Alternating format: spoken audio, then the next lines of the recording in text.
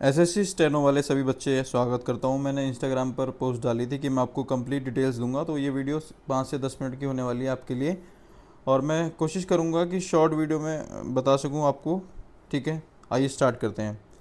मेरे बारे में आप इंट्रोडक्शन मेरा इंस्टाग्राम पर देख लेना, लेकिन अभी मैं आपकी फ़ायदे की बात करता हूँ। देखो, पहले सबसे पहले स्टेनोग्राफ़र 2025 की जो कट ऑफ थी ये थी ग्रेड डी की, और ग्रेड सी की मैंने साथ साथ डाल रखी है।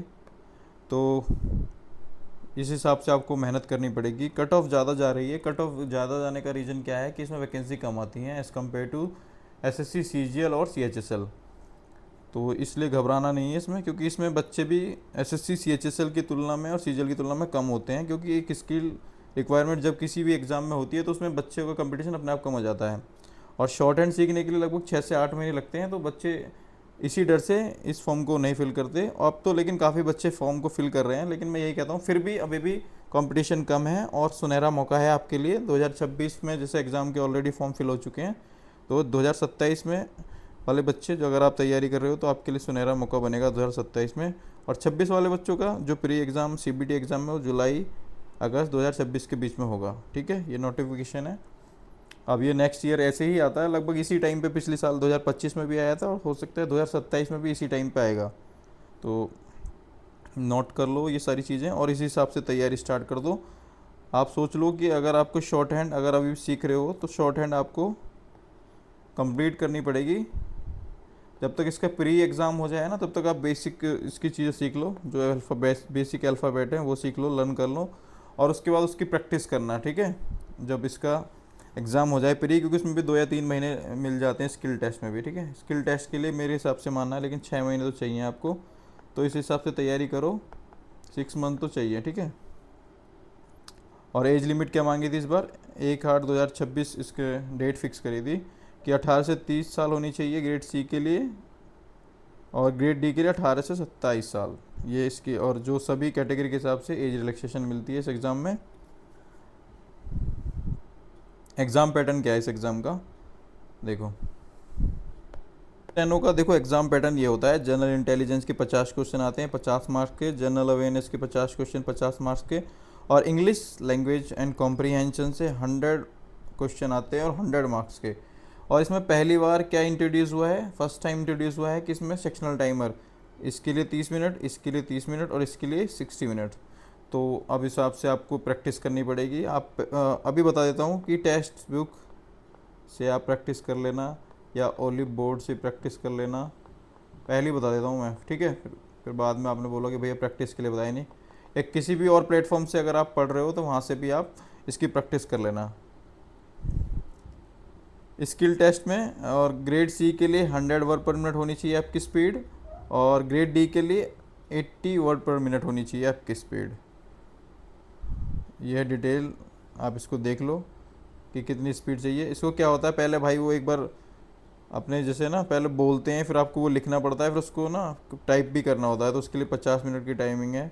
हिंदी वालों के लिए 65 मिनट्स, स्टेनोग्रेड के लिए 40 मिनट्स, और हिंदी वालों के लिए 55 मिनट्स।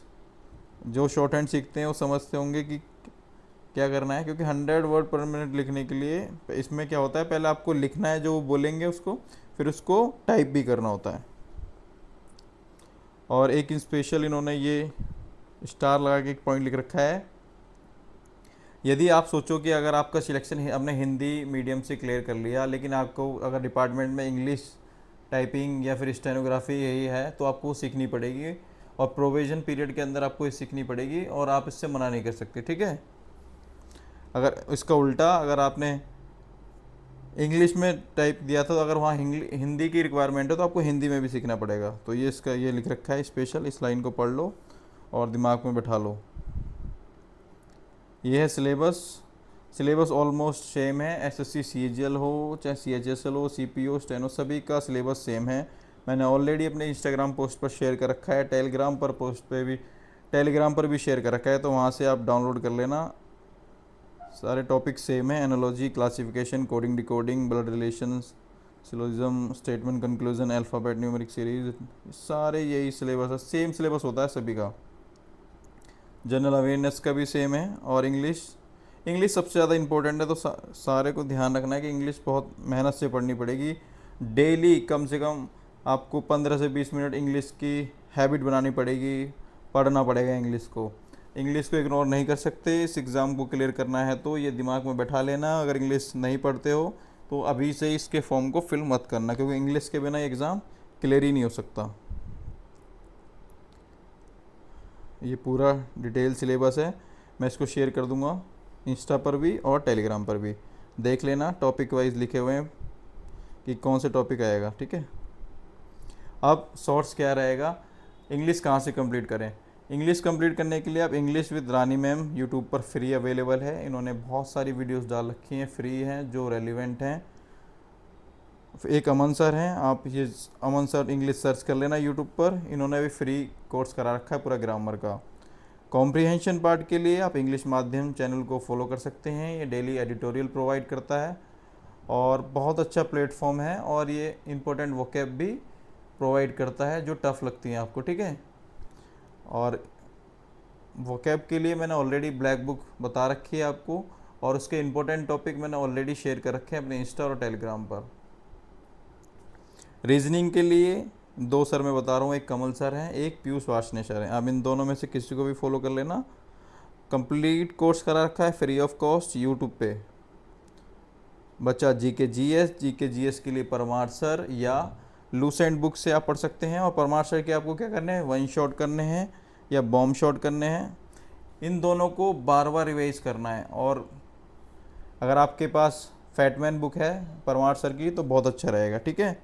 इस वीडियो में इतना ही रखेंगे क्योंकि शॉर्ट वीडियो है। नेक्स्ट वीडियो में मैं आपको बताऊंगा कि किस टॉपिक से कितने मार्क्स के ये आ रहे हैं सिलेबस, तो ठीक है।